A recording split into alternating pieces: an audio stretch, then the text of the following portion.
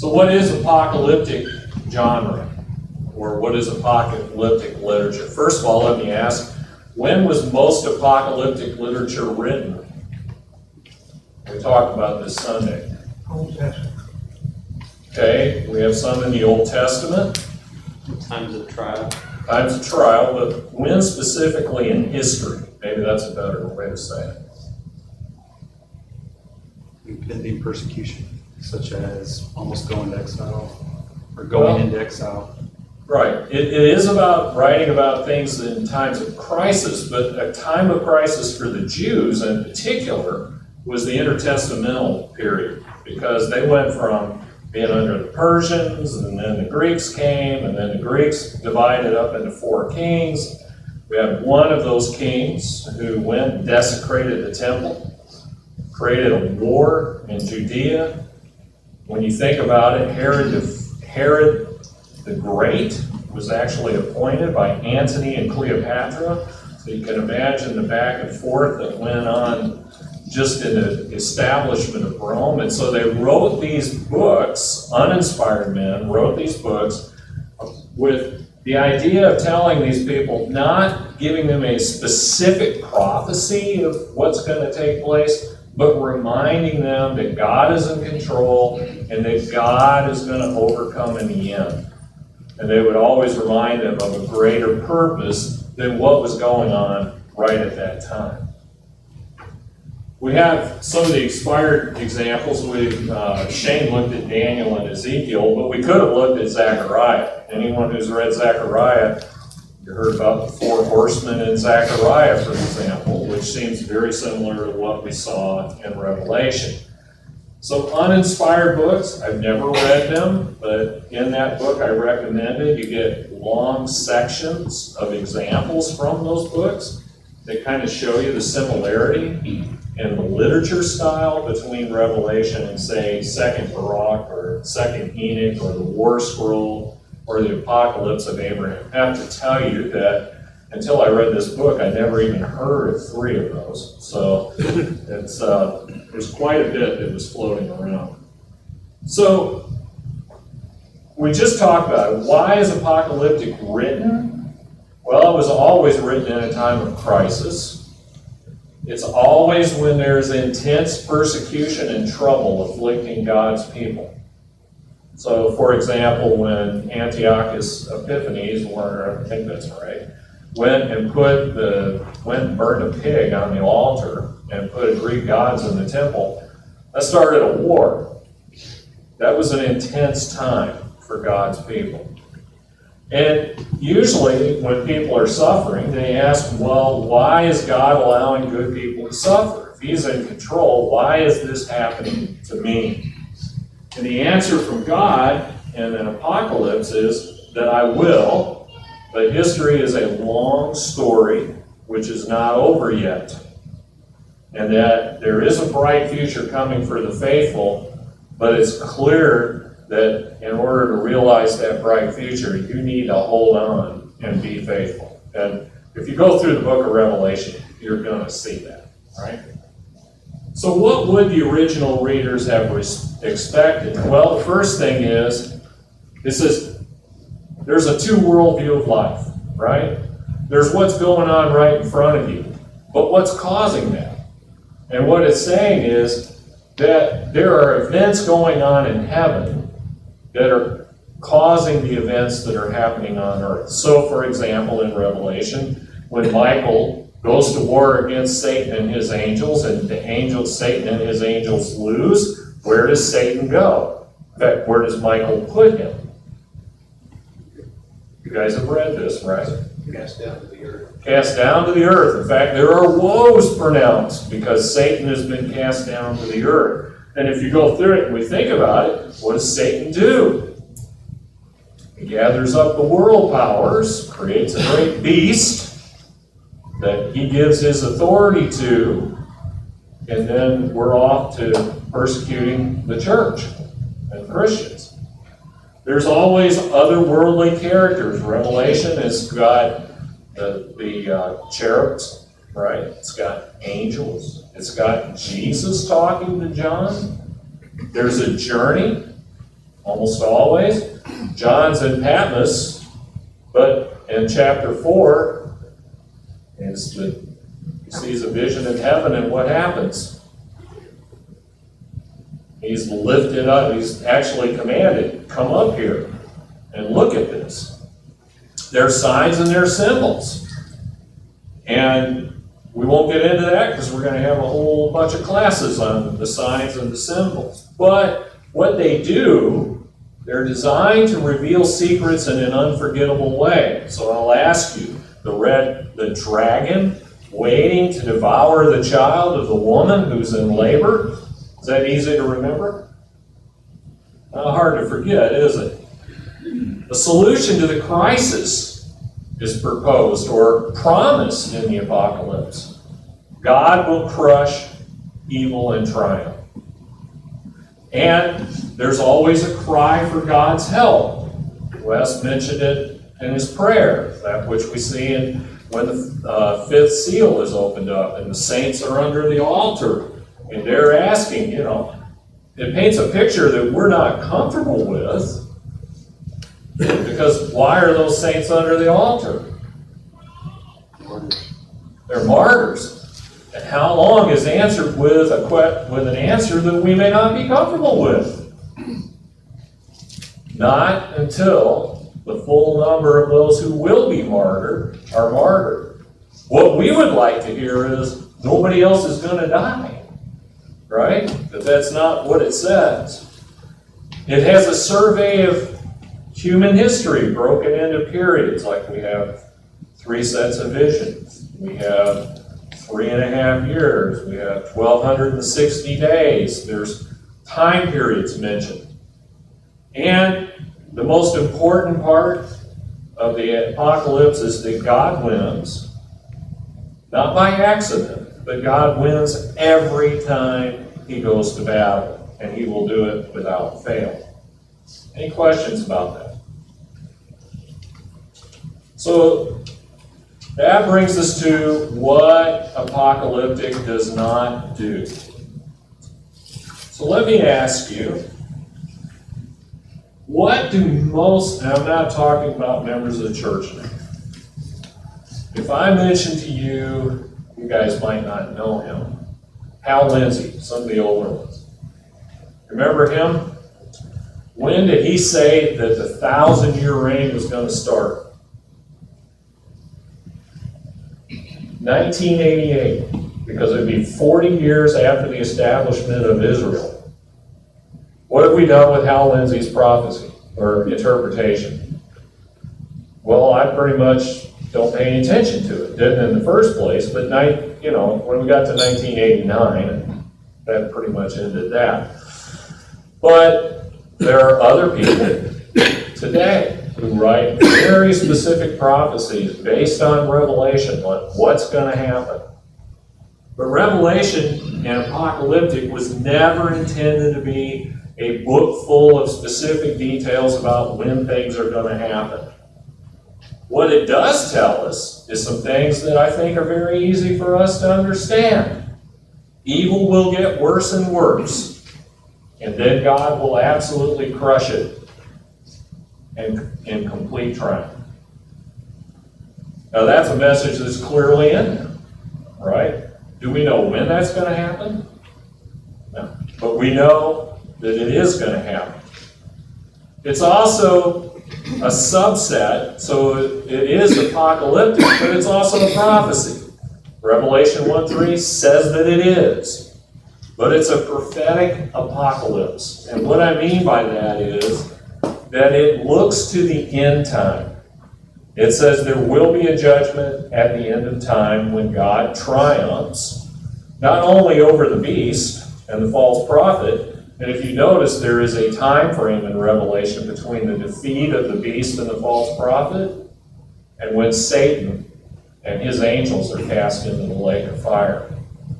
So there is this idea that there's going to be this end-time judgment and end-time salvation. We looked at it last week. If you just went through the 7 churches, what word is repeated in every letter to the 7 churches, and it's repeated 7 times, excluding the phrase and let everyone hear what the Spirit says to the churches.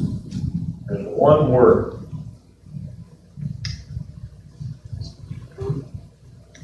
Is it overcome? Or overcome or conquer. You have this idea that you need to hang on. You need to hang on, however, and you need to get ready. Some churches were told to repent so they could conquer. Some churches had a mixed group. They had some that needed to repent and some that needed to hold on. One needed to wake up in order to conquer. One, well, it needed to let Jesus in order to conquer. And so there is this idea that the world's going to end up at a time of judgment. Now, when we see bad going on, and we compare it to our current world, the only comparison we would make is this. Yes, all things are as expected. Evil is getting worse. We must pray that God will come soon and fix everything. And I have to tell you, I'm 60, he's 64 in October, and I think anyone who's lived any time at all on the earth, is it better or worse? And if you study history, are things better or worse? What's happening? It's always getting worse. Don't you guys all talk at once tonight? It makes me nervous. Revelation is not a timetable or a calendar for Jesus' return. If you're trying to go in there and parse this out and figure out the exact time when Jesus is going to come, you're going to fail just like everyone else has. Because if you look at the times, they don't correspond to historic times. Okay? But what time does do is it reinforces the message, wait, what is happening now is not the whole story. God is in control. God rules over everything, including time. It does not predict a future hundreds of years from now. Now, I want to qualify that statement a little bit. When was this written? And when it was written, when did it say things were going to happen? Soon, quickly, right? We could go through all the passages to say that. But it's also clear that near the end of the book, it's talking about something in the distant future. When we read Old Testament prophets, how do they talk about things? Prophetic perfect. Okay, explain that, Wes. Prophetic perfect. Now and in the future as well. Now and in the future as well. I had this, I think Bob Hartwriter was responsible for this, but he had a drawing. And he said it's like going to an overlook on the mountains. You can see the mountains in front of you very clearly, but you can also see that there are mountains out in the distance that you can't see so clearly. And that prophecy is just like that. I mean, when I spoke on the prophet Joel talked about what was happening right now, but he also talked about what was going to happen in the future. Revelation does the same thing. The other thing is, and this is what disturbs me about what some people try to do with Revelation, is it's not a book about doctrinal truth that's buried inside of its symbols and metaphors. It's not like Romans. It's not like 1 Peter. It's a book that talks about, you're in a world of hurt, and here's how God's going to fix it. Now, there are imagery in apocalyptic literature. So what happens when somebody, like if you go and look in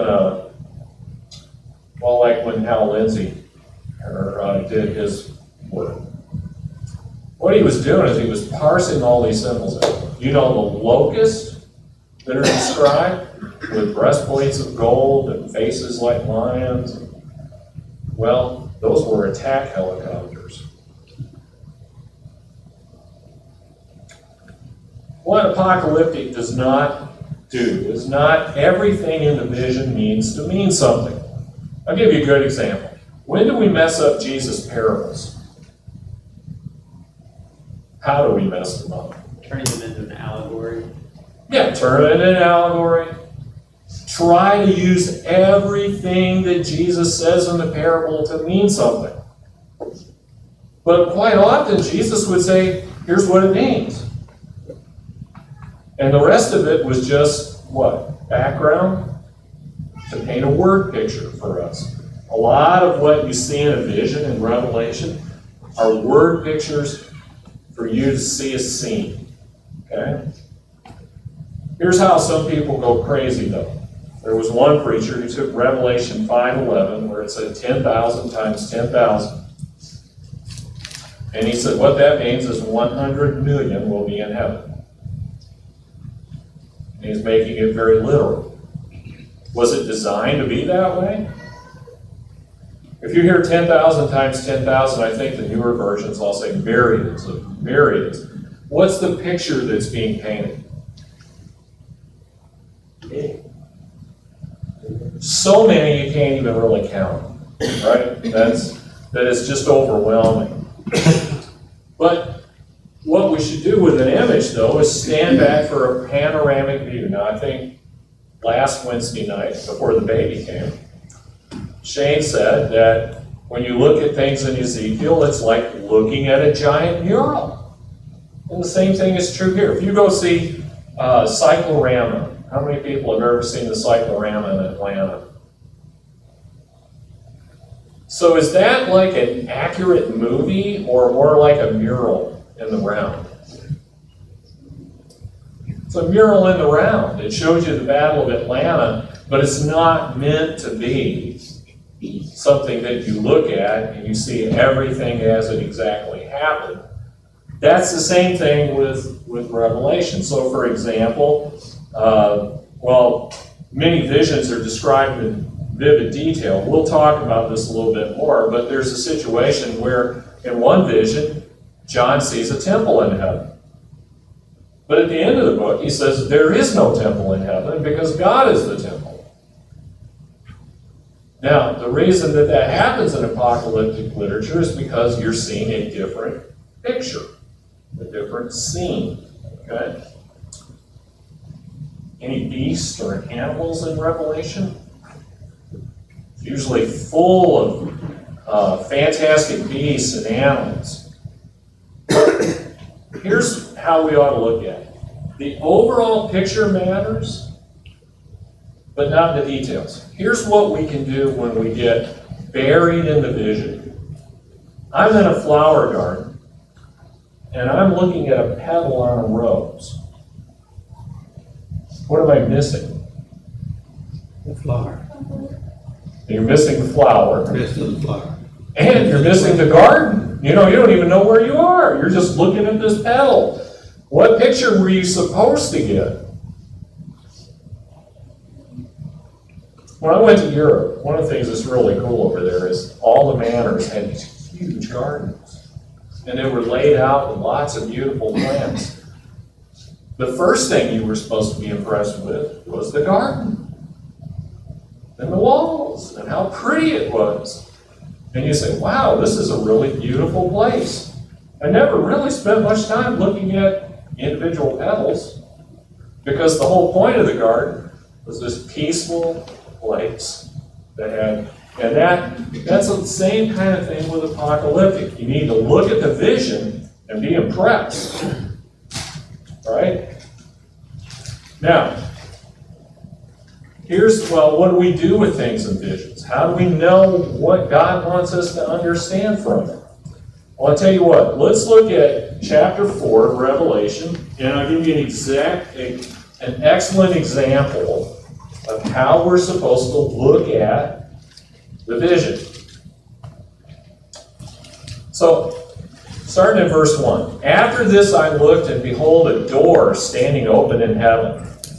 And the first voice, which I heard speaking to me like a trumpet, said, come up here, and I will show you what must take place after this.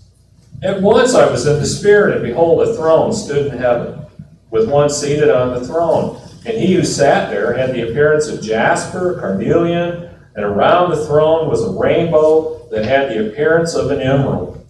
Around the throne were 24 thrones, and seated on the thrones were 24 elders, clothed in white garments, with golden crowns on their heads.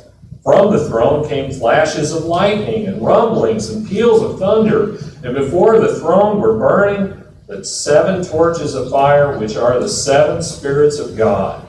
And before the throne there was, as it were, a sea of glass like crystal. Out of that entire vision, what is the one thing that you are told what it is?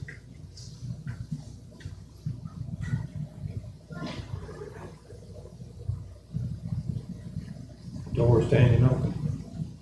Well, that's part of the vision, but yeah, it is telling you it's a door. 20,000 others. 7 lamps. The 7, Lamps, which are the 7 spirits of God. yeah, that is explained. What do you think we're supposed to concentrate on besides the fact how great God is? Why doesn't it tell me what the rainbow means? Or carnelian? Or why doesn't he explain all those things? What's the one thing he wants you to be impressed with? The thing that's going to be operable throughout Revelation. The 7 spirits of God. You get the same thing in chapter 7, when there's a great multitude. Right? What happens there? Let's go over there and look at that. 9 through 17. We won't go through all of it, but here's what I'd like for you to see. Verse 13. They see this great multitude. Then one of the elders addressed me saying, and here's something we need to pay attention to, because he says, the elder who says, who are these, clothed in white robes, and from where have they come? And John goes, I don't really know, but you know. And he said to me, these are the ones coming out of the great tribulation. They have washed their robes and made them white in the blood of the Lamb. Do we know what we're supposed to pay attention to there? Did he explain to us who the great multitude in heaven is? That's the point. Apocalyptic literature will always explain what is actually important in the vision. The other thing is, and this is hard for me being a software engineer, but apocalyptic is not governed by logic. It's poetry. It took me a long time to appreciate the Psalms because I don't think like that. But somebody who is artistic looking at the Psalms will be impressed with their beauty. And I had to begin to learn that even David took poetic license. So I'm not looking for doctrine in Psalms. I'm looking for something completely different. But one thing apocalyptic does, and something I think we need to take as a lesson to us, is that apocalyptic is black and white in its worldview. There's only 2 groups. You know who the 2 groups are in Revelation?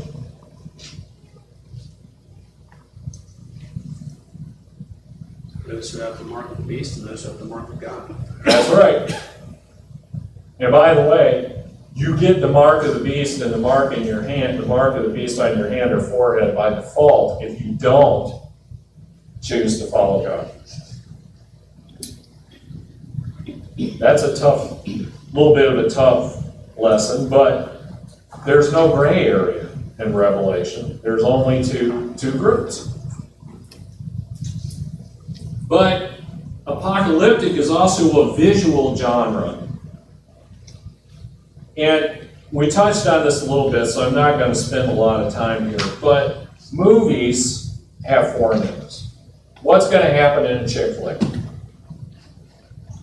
Good guys coming and they'll fall in love. That's right. And what always happens at the end? The good guy and the girl are together. We'd be really upset if right at the end, a slasher came up and killed the good guy, because that's not the formula for a chick flick. But in a horror movie, the slasher is expected. If there isn't one, we're all upset because there's nobody there to do anything bad. What about action movies? Do you expect a big love story in the middle of it? Not really. If there is one, it's kind of incidental and very superficial, right? We know what's going to happen when we go to those movies. We know what to expect because there's a formula for that. There's also a formula for Apocalyptic. But here, what's different from this and a movie, and this is something I think hurts our time, is that we're supposed to use our imagination. We hear word pictures. So, just for, well, we won't look these up, but the word show occurs 5 times in Revelation. The word see occurs 9 times. The word saw occurs 44 times. And I didn't put this up there, but you notice when we read the whole book, one word that came out all the time is John would say, it's like this, or it's like that, or it's like this. Why is he saying that? What's he doing?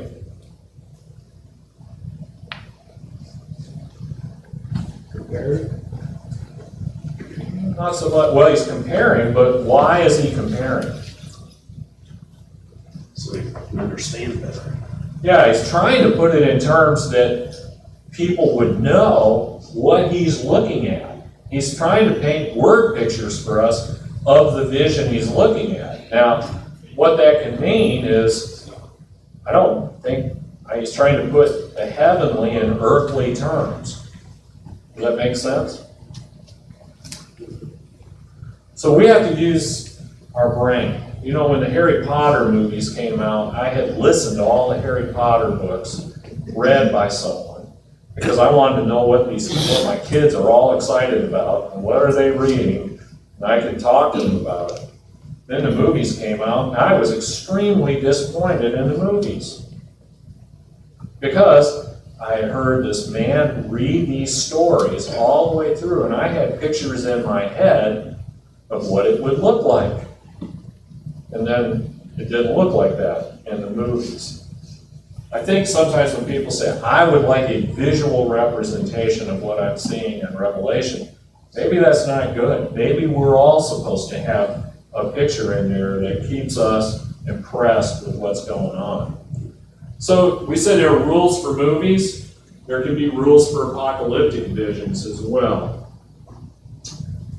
The message in it is for the people in the time that received it. Who is the letter? I'm sorry, who is the prophecy? Well, it is a letter. Who is Revelation written to?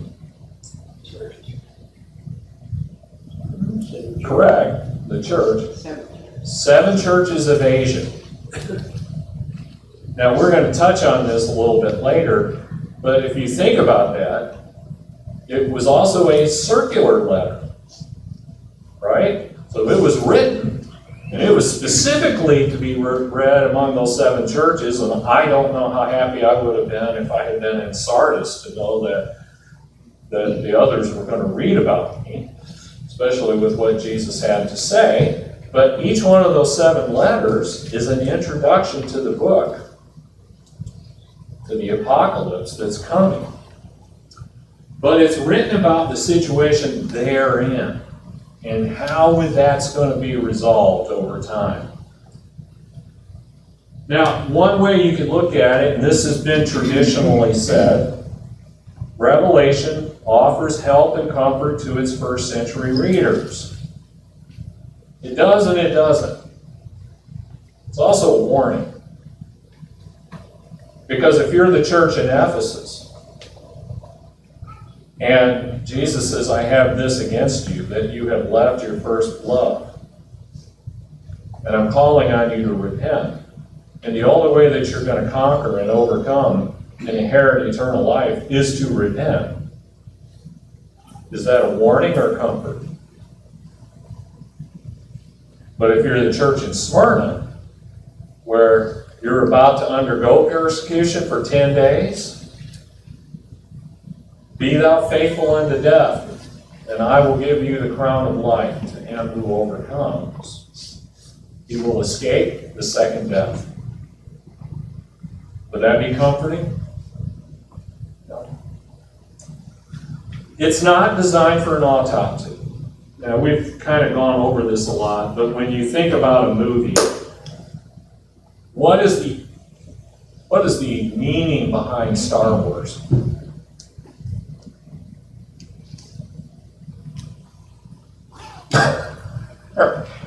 It starts to lose. Star Wars is just a shoot 'em up in space, right? What's it designed to do? Be a good time. Well, a little bit, we don't want to dissect Revelation because I'm supposed to be impressed with the beast and the false prophet and how evil they are. Or what about the harlot that rides on the beast? What am I supposed to think of her? John, it says, marveled at her when he saw her. The vision he saw was overwhelming to him. I like what I believe it was the angel said, why are you marveling at her? But he was impressed. He saw this vision. Apocalyptic doesn't have interchangeable parts. In other words, simplify this, who wears black hats in cowboy movies or westerns or used to? The bad guys. One bad guy. And if the first western you ever see is black-hatted guys robbing the bank, does that mean that in the next western, the black hat guys are going to rob the bank? It could mean they're going to kidnap a girl or do something else nefarious. What we do expect of black-hatted guys is to do something nefarious. And so one thing that we want to be careful of is that when we compare metaphors in the Bible, we've got to be careful in doing that. So I'll give you a prime example. Paul says in 1 Corinthians 5 that he used leaven as a metaphor for how sin can affect a church. But in Matthew 13:33, Jesus used leaven to talk about the effect of the kingdom of heaven in the world. So you can't always say leaven is bad.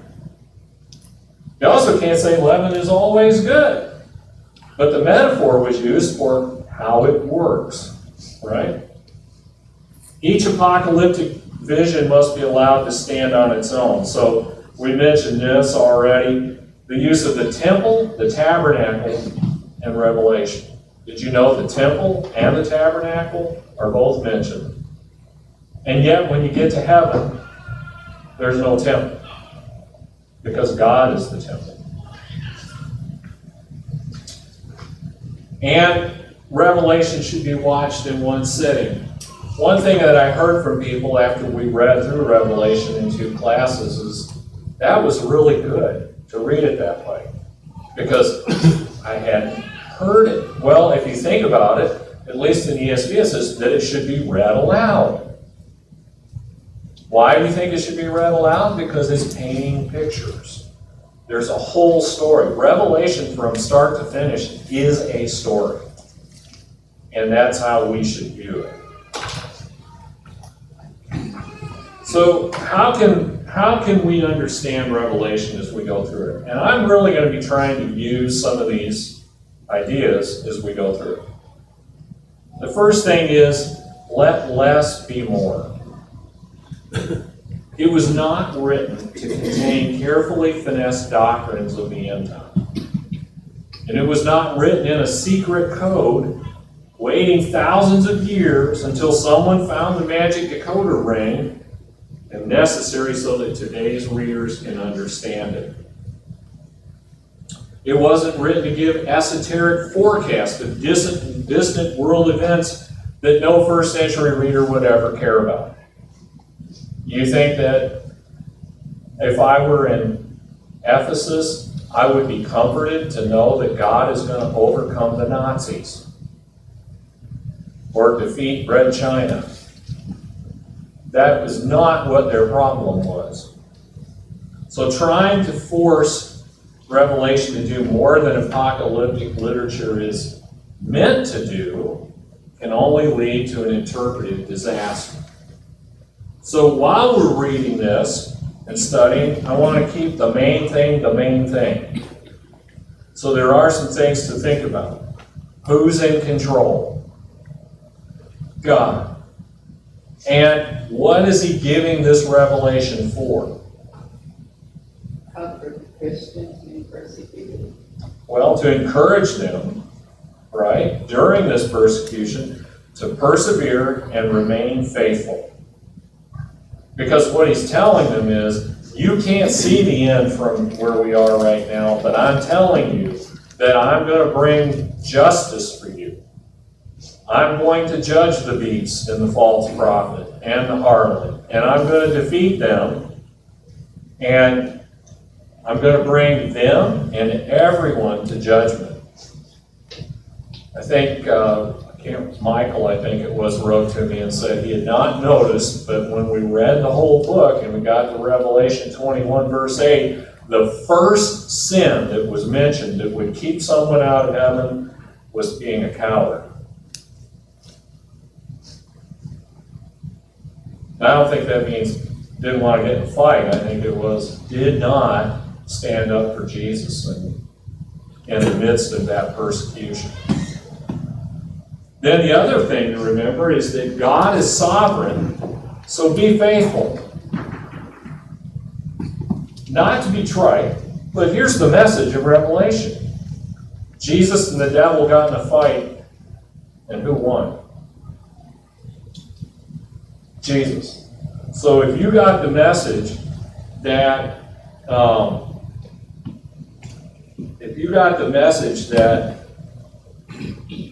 God's power, might, control over all things is an encouragement to remain true to Him, then you understand the book. Now, the other piece is never forget the time frame of apocalyptic literature. Where did messes come from like premillennialism? Because they weren't focused on when these things were supposed to happen. When were they supposed to happen? Soon and quickly. Soon is used 8 times in the book. It's stressed over and over again. Now, that might be prophetic soon, not our soon, but it does claim that things are going to happen soon. And this last one, the reader must allow its truths to work in his or her life. I want to give you something to think about, because this came out in my study this week. And I had not noticed it before, but it's central to the message of Revelation. How do the persecuted overcome? Blood of the Lamb and the word of their testimony. Yes. How did Jesus overcome?